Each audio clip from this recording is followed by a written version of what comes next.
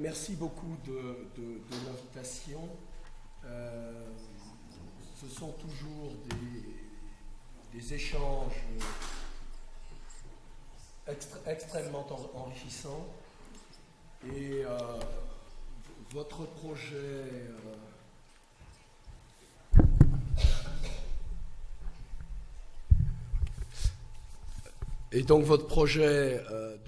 Este proyecto del Campus del Mar es muy interesante porque me recuerda la aventura que la Universidad de Nantes intentó desarrollar a partir de 1990 y que se concretó en un instituto universitario merilitoral que reúne a todos los laboratorios de investigación de las universidades, escuelas de ingenieros, instituciones de investigación en torno a temáticas marítimas y oceánicas. Bien, no sé si puedo aportaros muchas ideas, esto sería muy ambicioso. Tampoco quiero contaros toda mi vida, pero casi. Lo que haré será intentar presentaros así a grandes rasgos mi pasado, lo que yo hice en torno al tema del derecho laboral marítimo desde 1983, con compañeros, con colegas juristas y no juristas, y gracias a Olga Fotino-Basorko os presentaré mi futuro de los próximos 5 años, porque los intercambios que mantuvimos Olga y yo, gracias a estos intercambios, ella me convenció a intentar presentar un proyecto en el Consejo Europeo de Investigaciones, y en el mes de agosto tuve la suerte, en agosto del 2013, tuve la suerte de ser elegido dentro de de que mi proyecto fuese elegido. Por lo tanto, en febrero de 2019 me jubilaré finalmente con este proyecto. Por lo tanto, estas son un poco las dos cosas que os quiero presentar. Bien, yo soy especialista en Derecho Social. Hice mi tesis ligada a la seguridad y salud laboral, la vigilancia médica, la supervisión médica de los trabajadores. Tuve la suerte de empezar a trabajar en Nantes con el profesor Alain Soupiot, que es un gran especialista francés en derecho social, y bueno, me quedé en Nantes y el Soupiot me prohibió irme de Nantes, me obligó a seguir allí, y por lo tanto tuve la suerte de poder participar en el trabajo con un equipo de derecho social, con historiadores, colegas, juristas, sociólogos, economistas. Entonces tengo un pie, digamos, ligado al derecho social y otro pie ligado al derecho marítimo, porque en la Facultad de Nantes había un historiador de derecho marítimo y especialista en derecho marítimo comercial, Yves Tassel, y un especialista en derecho marítimo, Jean-Pierre Beurrier. Mis compañeros del Centro de Derecho Marítimo y Oceánico me dijeron: necesitamos una clase relacionada con los marineros. Mi respuesta fue: yo no sé nada de ese tema. Y su respuesta fue: pues, problema tuyo, aprende. Por lo tanto, aprendí. Esto fue en 1983 y desde entonces, evidentemente, parece ser que he aprendido. Olga es lo que dice, yo no estoy del todo seguro. Bien, las cuestiones maríticas, y retomar este tema, el tema Human Seal, lo retomaré más adelante. Yo estas cuestiones las abordo a partir de lo que yo conozco, a partir de mi genética, es decir, que abordo estas cuestiones a partir del trabajo y de los estatutos de los trabajadores. Así fue como me construyeron. Sé que en la sala hay más personas con esta especialidad que la aprendieron de otro modo, pero esto puede permitirnos también abordar temas extremadamente variados. Por lo tanto, pues, como decía, partí del derecho marítimo, de la gente del mar, evidentemente con un primer nivel, que era el nivel nacional, para estudiar las evoluciones legislativas de jurisprudencia de derecho francés, con raíces históricas muy antiguas y evoluciones, modernización a su vez importante, un régimen de seguridad social especial, particular, y además toda una serie de temas, de cuestiones permanentes acerca de cuál es la especificidad del trabajo de los marinos, cuáles son las cuestiones jurídicas de carácter general en torno a ellos también, la frontera entre el derecho general y el derecho marítimo específico, cómo se desplaza, por lo tanto, cómo es el desplazamiento, cómo es el viaje de esta frontera desde ayer, pasando por hoy hasta el mañana. Y una cuestión muy interesante para mí, relacionada con estas cuestiones marítimas, es que este sector es muy pequeño y muy especializado y no podemos encerrarnos en él. Es decir, que siempre tenemos que estar estableciendo comparaciones entre las evoluciones terrestres en general y la especificidad marítima. A mi modo de ver, las cuestiones relativas a la pesca fueron apasionantes, con una serie de particularidades, con la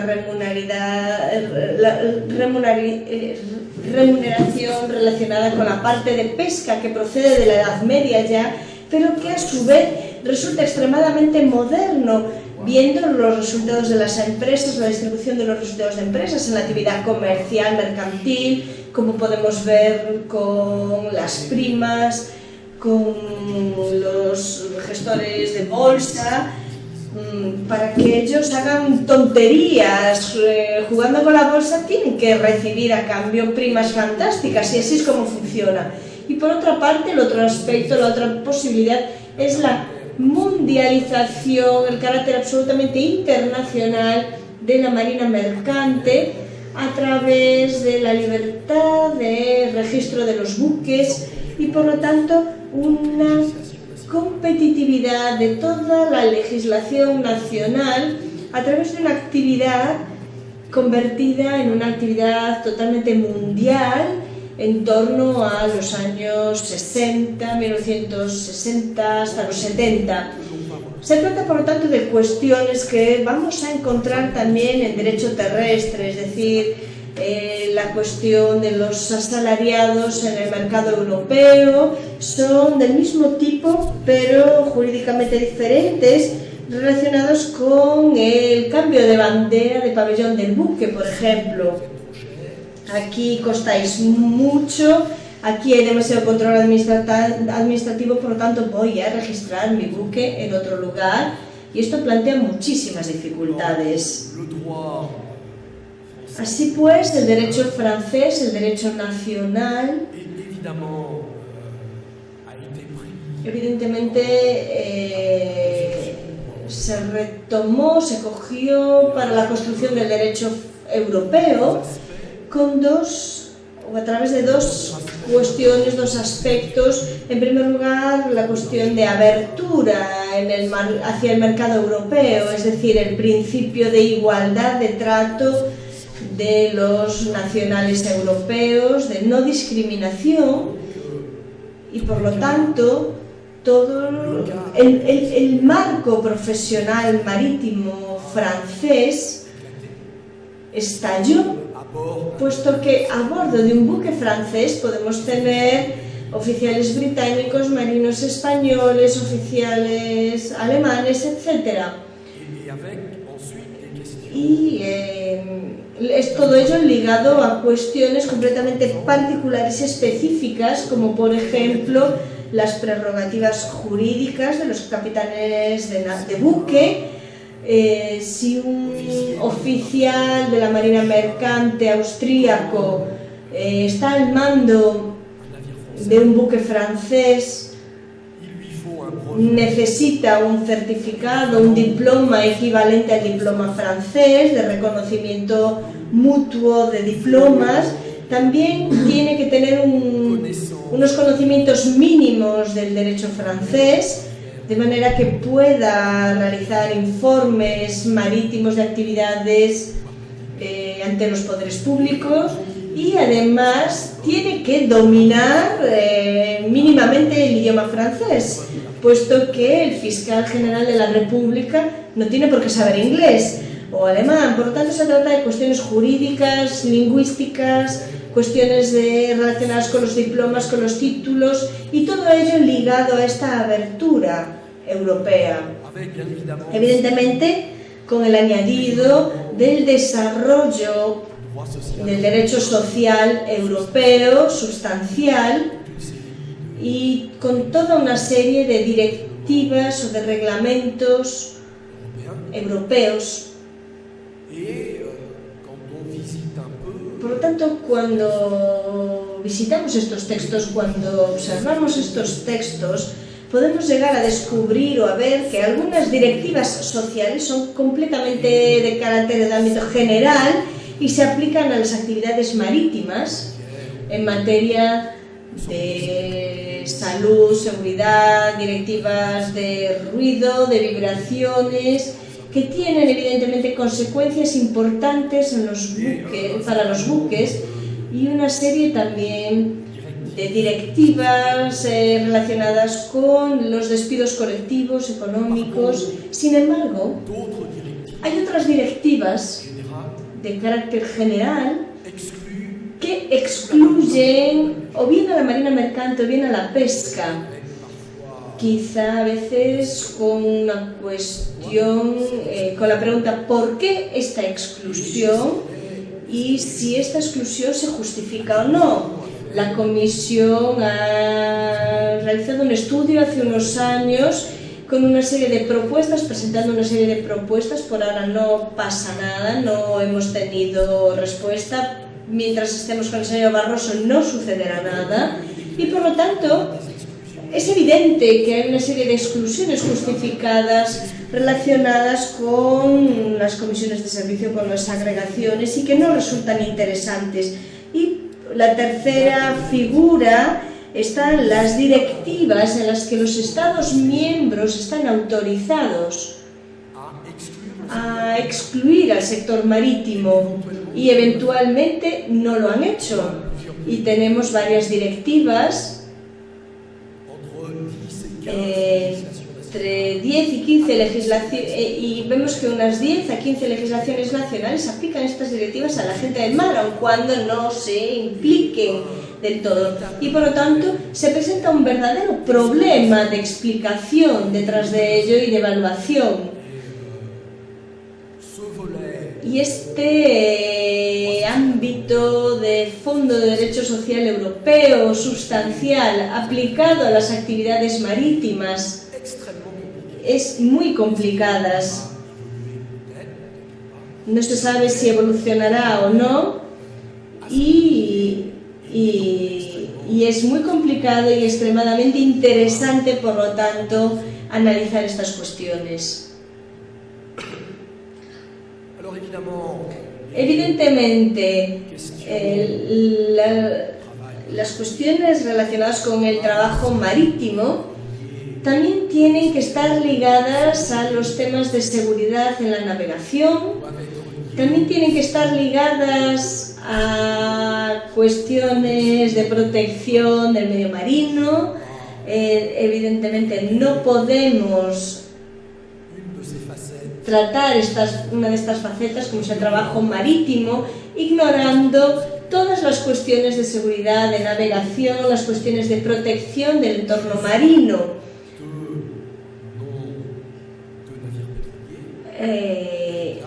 Como por ejemplo el caso de buques petroleros Erika, Prestige, y tenemos el paquete 1, el paquete 2, el paquete 3 de seguridad marítima, que están centrados en la matriculación, en el registro de los buques, el papel de los estados del pabellón, el control del buque por parte del puerto, etc. Las responsabilidades en caso de contaminación por hidrocarburos, y el paquete 3, que en el fondo intentó rediseñar toda una parte del derecho marítimo, especialmente en materia de limitación y de responsabilidad. Evidentemente aquí se abre un poco hacia el derecho marítimo comercial, está también ligado, se dirige hacia las prerrogativas del estado del pabellón, del estado costero, el estado del puerto, y que van a interesar enormemente a los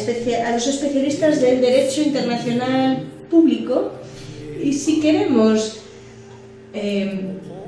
ser capaces de comprenderlo todo, tendremos que trabajar en equipo y a través de una intradisciplinaridad jurídica. Ningún jurista por sí solo puede cubrir el conjunto de los campos de derecho de las actividades marítimas. Es imposible.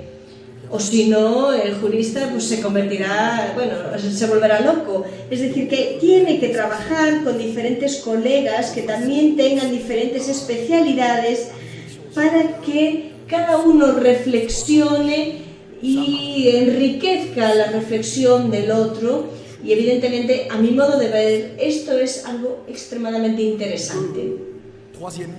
El tercer nivel es el nivel internacional, evidentemente, nacional, europeo. Las cuestiones internacionales,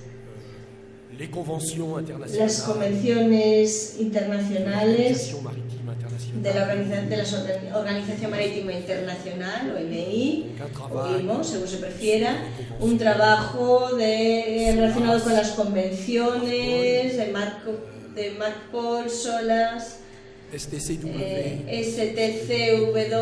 relacionado con los certificados marítimos, porque en la Convención SOLAS hay un código relacionado con la seguridad marítima integrada, el código ISM, y el código relacionado ICM, y el código relacionado con la seguridad marítima portuaria, ISPS, que definieron nuevas obligaciones para los empleadores, pero también definen nuevas funciones a bordo para los oficiales, para el capitán, para el segundo capitán, en materia de prevención de seguridad, o bien incluso en materia de prevención de seguridad marítima.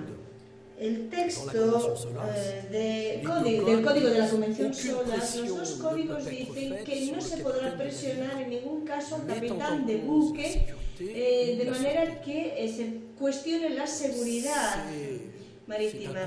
Es un cuento de hadas, es un texto admirable, es un texto realmente que no se puede aplicar, inaplicable. Evidentemente el capitán está a las órdenes del armador, de los servicios terrestres, de las sociedades y de la gestión financiera y comercial, y no tiene ningún tiempo que perder. El capitán de buque no puede decir no voy a embarcar, no voy a ir a mar. Vamos a perder dinero inmediatamente. Los pilotos de las líneas aéreas están, entre comillas, mejor protegidos. Pueden rechazar despegar cuando tengan presente un peligro particular. No pueden hacerlo con demasiada frecuencia, pero ellos sí pueden hacer que se apliquen consignas de seguridad, de garantías, que puedan tener consecuencias comerciales. Y como no hay un estatuto internacional de capitán marítimo y como existe la libertad de matrícula, de registro de los buques, aquel capitán que tome como una iniciativa perderá su empleo inmediatamente. En algunas grandes compañías importantes, serias, el capitán puede hacerlo una vez, pero recibirá un aviso. No vuelvas a hacerlo.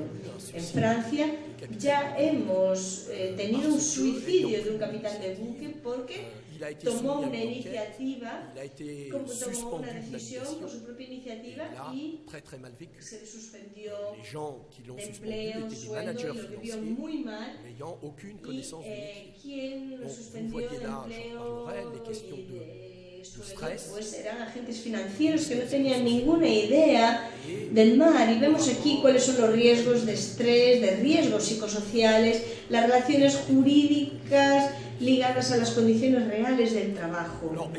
Evidentemente, los acuerdos, las convenciones de la Organización Internacional del Trabajo, ILO, la convención, las antiguas convenciones, la Convención del Trabajo Marítimo de 2006 no tiene ningún número porque en Ginebra se considera que es eterna. LMC o Convención de Trabajo Marítimo, Convención 98 relativa a la pesca, con todas las cuestiones ligadas a la elaboración desde 2001, cuestiones de contenido y de aplicación. No detallo, podemos retomar, Olga es especialista en estas cuestiones. En cuanto a los aspectos internacionales, no solo tenemos las convenciones internacionales, también tenemos situaciones internacionales instaladas de yates que están en el Mediterráneo, en Antillas, en Amberes, que están registrados en Luxemburgo, matriculados en Luxemburgo, donde hay un gran puerto, no, hay playas, no, en Luxemburgo, en las Islas Vírgenes Británicas, en Guernsey, en San Vicente y Grenadín, en las Islas Tonga, y yates que pasan su invierno en Amberes, en Cannes, en Barcelona también quizá, con contratos laborales internacionales con personal hotelero, esencialmente filipino, y con dos cuestiones clásicas de derecho internacional privado. En caso de accidente, en caso de ruptura de contrato, ¿quién es el juez competente? ¿Cuál es la justicia competente? ¿Cuáles son las leyes aplicables a esta relación laboral? En caso de contencioso nacional, un contencioso que yo descubrí en el 90 en Francia, en Italia, con mi colega Sergio María Carbonet en Grecia, un contencioso español que yo no conozco para nada, pero bueno, Olga, yo creo que está ligado a asuntos españoles, a cuestiones españoles, y decretos de la Corte de Justicia de la Unión Europea, relacionados también con conductores de camión, también otras cuestiones de materia de seguridad social internacional, y hay una jurisprudencia europea también que está trabajando en la relación que tienen los marinos con los puertos de explotación reales del buque, la búsqueda de una relación sustancial, de un genuine link previsto por la Convención del 82, y que la Corte de Justicia de la Unión Europea, que el Tribunal de Justicia de la Unión Europea ha desarrollado en continuidad con la jurisprudencia francesa o italiana, con una cuestión muy simple actualmente. Los razonamientos jurídicos desarrollados en el contencioso del yachting, estos razonamientos jurídicos pueden pueden aplicarse a otras actividades de transporte marítimo en cuestiones, actividades de líneas regulares, y en la gestión de las líneas regulares hay dos extremos en esta línea regular. En una actividad de transmancha podemos tener un puerto francés y un puerto británico explotados, pero podemos aplicar el derecho chipriota en la explotación de la línea regular transmancha cuando estamos en un mercado caracterizado por la libertad de establecimiento de las empresas, por lo tanto la libertad de registro de los buques y la libertad de circulación de los trabajadores. Es decir, en una actividad de tramping, pienso que ahí la jurisprudencia no puede aplicarse. Estamos quizá ante una verdadera movilidad que no permite tener relaciones terrestres. En materia de actividad pesquera, tenemos un contencioso relacionado con los buques franco-españoles, completamente españoles pero registrados en Hendaya, y que pescan con las cotas francesas de pescado. Entonces sí se trata de un mercado europeo, pero ¿hasta dónde podemos llegar? El buque puede ir hasta La Rochelle solo una vez al año para visitar el control técnico anual. Hay un buque franco-español que acaba de ser registrado por irlandeses con una multa porque tenía las mallas de las redes demasiado pequeñas, y el capitán del buque estaba en tierra.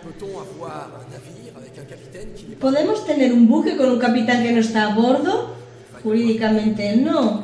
Habrá una investigación, por lo tanto, y habrá resultados interesantes. Por lo tanto, hay una gran diversidad de situaciones, y voy a evocar simplemente algunas cuestiones relacionadas, algunas cuestiones con las que hemos trabajado desde hace algún tiempo, desde el Observatorio del Derecho de los Trabajadores del Mar o del Coloquio de Bilbao, organizado por Olga. Yo, a partir de 1990, trabajé mucho en el fenómeno de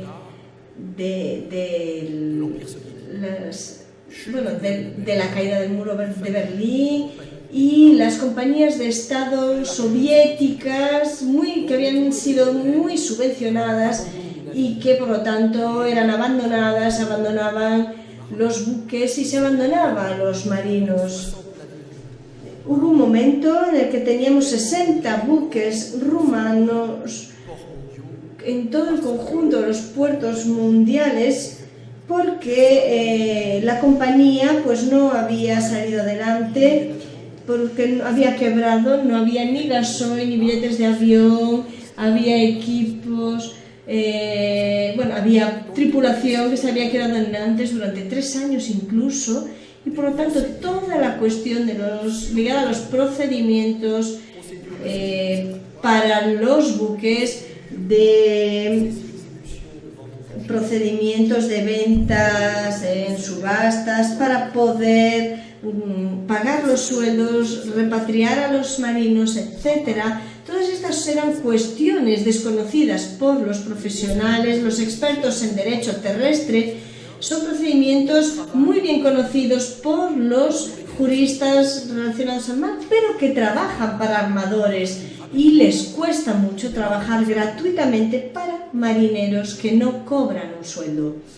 Por lo tanto, se trata de una situación muy complicada, y esto me llevó a trabajar con todas las asociaciones, los Seamen's Club, que acogían a los marinos en escala, que estaban haciendo escala, y que trabajaba toda esta cuestión de garantizar el pago de los sueldos, cómo gestionar esta garantía a nivel internacional, mundial, de pago de los sueldos de los marinos y de repatriación.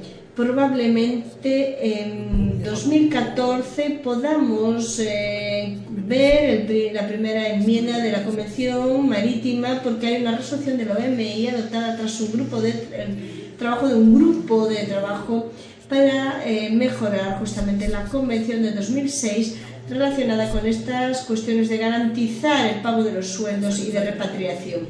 Evidentemente todo ello nos llevó a trabajar en cuestiones del bienestar de la gente del mar, de los marinos a bordo, pero sobre todo trabajamos el bienestar de los marinos que hacen escala y la obligación por parte de los estados de puerto, la obligación de poner en marcha o quizás financiar una red de Seamen's Club que le permita a los marinos, si les resulta posible bajar a tierra, o bien recibir visitas a bordo, o bien comunicarse con sus familias por teléfono o por internet. Y en la Convención del Trabajo Marítimo de 2006, la cuestión que se trata es la posibilidad por parte del marino de presentar una demanda en tierra relacionada si la demanda o la denuncia presentada a bordo ante el capitán no ha tenido una consecución.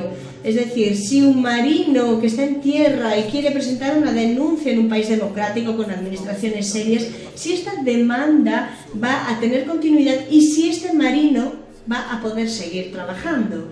Esta es una cuestión también muy seria. Es decir, se puede presentar un recurso contra un empleador en tierra. En una situación de paro excesivo ya es bastante complicado, pero cuando se habla del mar aún se complica más. Evidentemente todas las cuestiones ligadas a las condiciones del trabajo a bordo, hablaba del código ICM, del código ISPS y de todas las cuestiones de outbook y de control de pesca a bordo, el trabajo administrativo, el trabajo burocrático, se ha desarrollado de manera considerable y las tripulaciones se han reducido, sin embargo. Es decir, que deja de haber periodos de reposo, excepto quizá algunas travesías transoceánicas o bien en medio del Océano Atlántico, en medio del Pacífico, pero a partir del momento en el que el buque pesquero entra en el puerto, tiene que cubrir unas expectativas, está bajo vigilancia de satélite permanente y por lo tanto el trabajo del marino es todavía más intensivo, con una serie de problemas,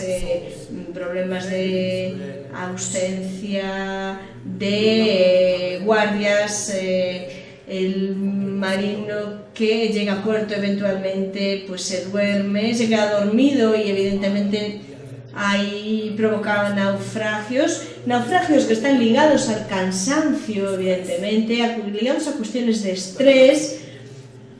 Si he entendido bien, antes también se hablaba de lo que sucede en España, en Galicia, al igual que en Francia, acerca de la protección de los recursos pesqueros y las nuevas medidas de la política común pesquera relativa a la prohibición de los rechazos de pesca ligada a la prevención de los juveniles, y todo esto ligado a Dinamarca, Suecia, a través de un sistema de videovigilancia a bordo de los buques pesqueros, controles por cámara para estar seguros de que no tiran nada por detrás de la cámara, y esta prohibición de los descartes se respete y que automáticamente se puedan mejorar también las artes pesqueras para proteger los recursos. Todo ello planteará problemas de respeto de la vida privada, planteará problemas relacionados con los cambios de puestos de trabajo a bordo, por lo tanto también problemas de fatiga, de seguridad, de falta de seguridad, sí, seguramente. después desde el punto de vista jurídico, desde el punto de vista ergonómico, realmente va a haber algún tipo de evolución. La pesca entra en el mundo moderno de la cibervigilancia, con imágenes en Facebook, donde se mira, ¡ay, mirad, han tirado unos zapatos y pescadilla de pequeño tamaño! Y evidentemente a continuación habrá una investigación, habrá una serie de multas. Esto es va a ser un horror para la profesión, evidentemente, pero quizás sea el futuro, no lo sé, ya se verá. Pero evidentemente, detrás de esta serie de cuestiones que no son completamente jurídicas, pero que no dejan de tener interés para los juristas, tenemos la cuestión de los certificados, de la formación, de las carreras cortas con usura física para la pesca, o bien carreras cortas en la marina mercante, porque se puede llegar a aceptar el no ver cómo el primer hijo empieza a caminar, pero cuando se trata del segundo hijo, eso ya es intolerable para una vida familiar y ahí se pone en juego el divorcio. Si el marino o la mujer del marino que está navegando no está presente o no recibe una conciliación suficiente entre la vida profesional, la vida familiar, tenemos cada vez más personas que navegan durante 5, 10, 15 años y que después sufren la reconversión profesional para utilizar su competencia profesional, para utilizar sus competencias, sus conocimientos náuticos, pero en una actividad en tierra.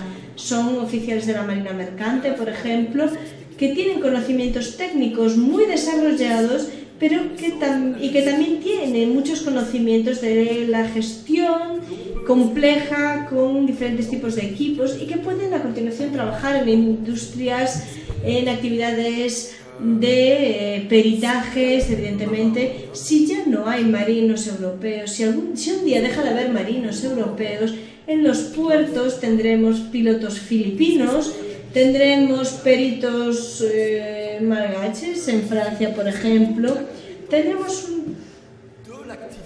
una competencia de la actividad marítima perdida por parte de los países europeos si dejase de haber escuelas de marina mercante, si dejase de haber navegantes de nuestros países europeos.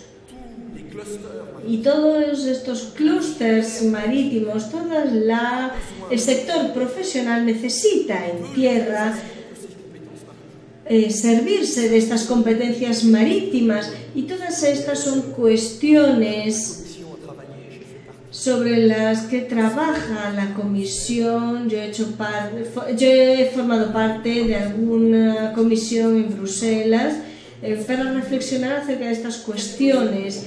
También tenemos que ver cuáles son las medidas europeas, o si no hay ninguna. La pregunta es muy importante. ¿Cómo acercar los sistemas de formación? ¿Cómo tomar medidas? ¿O cómo no olvidar a los armadores? ¿O cómo permitir que se registren en Bahamas y utilizar oficiales coreanos y no pedirles demasiadas cuentas?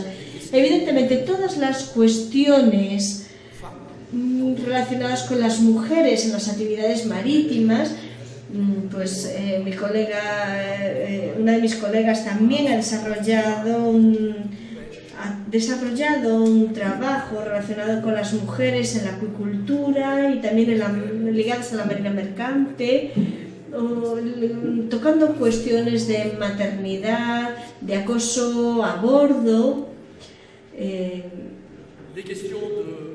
Otras cuestiones que quizá están menos presentes actualmente, pero que fueron importantes en los años 90, los pasajeros clandestinos, las prerrogativas del capitán sobre los pasajeros clandestinos. Evidentemente esto nos hace pensar en las cuestiones de inmigración y el papel de la agencia Frontex, cuestiones que son cuestiones sociales y menos ligadas al sector laboral, sobre el derecho de Gibraltar, la cuestión de Lampedusa, hace unos años las Islas Canarias, quizá un poco menos actualmente, pero que también existen. Otras cuestiones ligadas también a la circulación terrestre de los marinos. El marino, en un momento dado, pues va a volar y va a circular para llegar a un puerto y embarcar. Y el marino que ha pues terminado su temporada va a dirigirse al aeropuerto más próximo en tren o para volver a su casa. Y automáticamente tenemos una serie de cuestiones, de preguntas planteadas por el código Schengen relacionado con los visados, relacionados con las puertas de entrada del espacio Schengen, que tiene que ser una puerta de salida. Si el marino ha embarcado en Rotterdam, ¿puede coger el avión en Marsella? Sí, pero no. En Marsella no.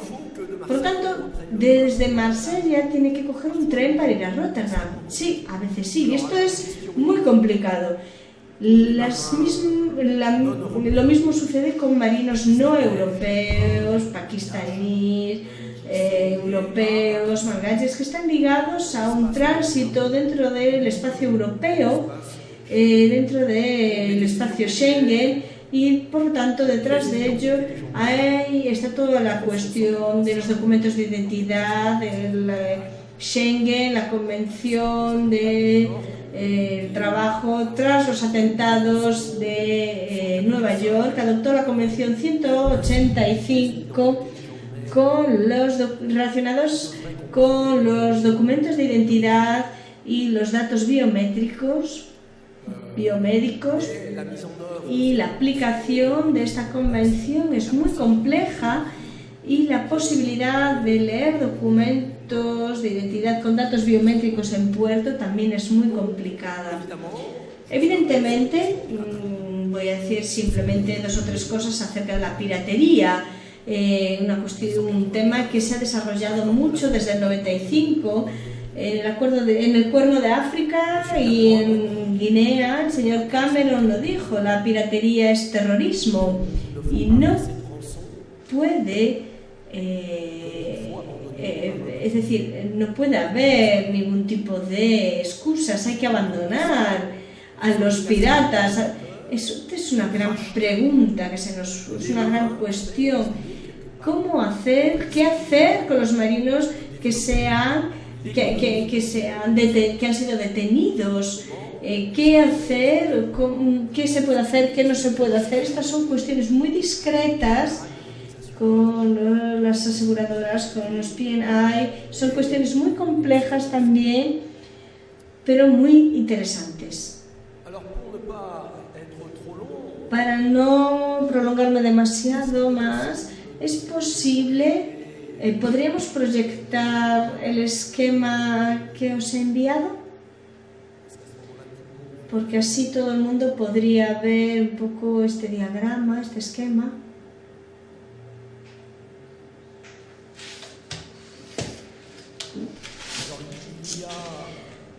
Bien, entonces vemos que hace 3 o 4 años he empezado a trabajar en cuestiones de accidentes y de responsabilidad, evidentemente, y cuestiones de estatuto de trabajadores, interviniendo en plataformas de gas y petrolíferas en el Mar del Norte, en el Golfo de Guinea, sobre todo con temas de submarinistas freelance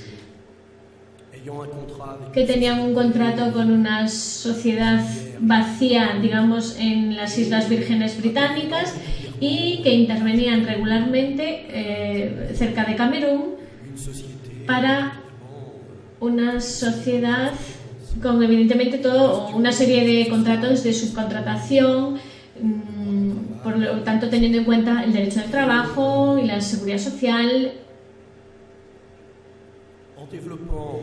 Y desarrollando esos trabajos je me suis dit me he dado cuenta qu'il fallait de plus en plus que era realmente necesario y que había que interesarse en las nuevas actividades que se están desarrollando en el mar, que se van a desarrollar en el mar, en plataformas de gas y plataformas petrolíferas, incluso eólicas que va a haber travail sur les drones. y otras. Y también para mí son zonas catastróficas, son embarcaciones sin equipación, sin tripulación, y para mí eso tiene que estar prohibido literalmente y totalmente. Entonces la evolución técnica va a permitir continuar y acelerar ese desarrollo de la actividad económica en el mar con digamos, centros que no son embarcaciones, con trabajadores que no son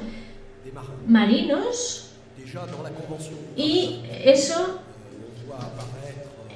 ya se ve en la Convención del Trabajo Marítimo, ya se ve una aproximación de todas las personas que trabajan en el mar, por ejemplo, en los cruceros, o incluso si tenemos trabajadores autónomos. Entramos en la definición en francés de lo que decimos de personas, trabajadores del mar, pero sin ser marinos. Entonces, teniendo todo eso en cuenta, esos programas, teniendo esos nuevos objetos, las nuevas actividades, el otro aspecto que es importante es el desarrollo técnico, que permite ya una vigilancia de los espacios marinos cada vez más importante. Las vigilancias no están ya solo en los faros o en los semáforos, sino más bien ni en los radares, sino que estamos ya en posición satélite de las embarcaciones. En Francia hay incluso una empresa que trabaja en los proyectos de balones hinchables, que se podría a 50.000 marinos de las costas o 100.000 marinos de la costa para vigilar esa zona marítima exclusiva. Y ese conjunto de tráfico también podría vigilar el tráfico de seres humanos, de drogas, de tráfico, cualquier tráfico ilícito. Y también podría aportar pruebas con fotografías. También tendría en cuenta y podría vigilar la contaminación marítima por parte de navíos o por parte de otros. Eso va a suponer que va a haber una cooperación entre los estados con costa y que se deben preguntar, ¿no estamos viendo aparecer, digamos, una modificación de la naturaleza jurídica de la zona exclusiva marítima? No sé, a lo mejor se está aproximando dentro de 20 años a zonas territoriales. Entonces ahí, alta mar, no sería más que más allá de 200.000, no sé, es un tema importante, un tema de discusión sobre el que yo creo que hay que trabajar. Y también me ha llamado mucho la atención, después del naufragio de del Costa Concordia en Italia, por las preguntas de los periodistas que me han venido a preguntar y me han dicho, usted es un especialista, ¿cómo se gestiona el equipaje, la tripulación de ese tipo de barcos, de ese tipo de cruceros? Y yo dije, no tengo ni idea. Yo he leído cosas, sé algunas cosas, pero no tengo ni idea de la subcontratación, de todo el personal que está en esos barcos. El personal de esos está totalmente prohibido.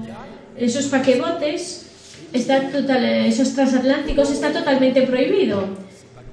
Entonces, no sé si... Yo sé que uno de los problemas de esos grandes paquebotes es el problema y transatlánticos. Siempre tuvimos, por ejemplo, epidemias de disentería muy importantes. Y hay que añadir, por ejemplo, hay que tener agua potable, pero hay que añadir cloro, pero realmente no es muy bueno para la salud. Entonces, si tenemos en cuenta que la tripulación, yo realmente no puedo explicar nada que sea concreto y serio de ese tipo de tripulación. Por lo tanto, ahí tengo un programa de 5 años.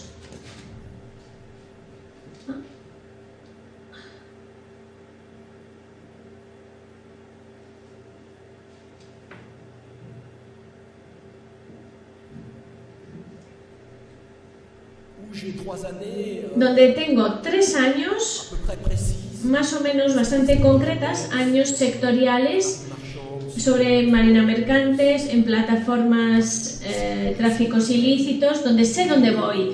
Y también tengo 2 donde realmente no sé dónde voy. Y ahí está lo verdaderamente interesante, el Warcapatch S. Se trata de trabajar con arquitectos navales para saber realmente lo que tienen, lo que van a construir, lo que van a dibujar. Son, digamos, paquetes de trabajo. Pero claro, es dentro de 20 años, con buques oceanográficos, son, digamos, ciudades flotantes para ir... para poblaciones a las que las islas van a ser inundadas por el mar, pero realmente no tengo ni idea, porque van a ser ciudades flotantes para turistas, porque realmente si la población de esas islas que van a ser inundadas no van a poder pagar esa isla flotante, pues va a ser para turistas. Entonces, es una idea loca. Y podemos preguntarnos qué tipo de problema jurídico van a suponer esas embarcaciones nuevas. El derecho marítimo, el derecho del mar. Por eso es importante que existan proyectos ambiciosos, no muy serios.